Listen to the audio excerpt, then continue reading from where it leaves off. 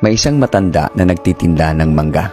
Maya-maya ay may lumapit na babae at nagtanong, "Manong, magkano ang isang mangga?" Sabi ng matanda, 10 ang isa. Sabi ng babae, "Bibili ako ng 20, pero ang gusto ko, 3 ang isa. Kung di ka papayag, aalis na lang ako." Sumagot ng matanda, "Sige ma'am, bilihin nyo na lang po sa presyong gusto ninyo. Wala pa akong benta sa araw na to." At bumili nga ang babae. Pagkatapos niyang bumili, pumasok ang babae sa sikat na restaurant sa syudad para bumili naman ng kanyang pagkain. At ang tanong niya, "Magkano ang pagkain nyo?" Sumagot ang cashier, 450 lahat ma'am." Nagbayad ang babae ng 500. Sabay-sabi, "Sayo na ang sukli."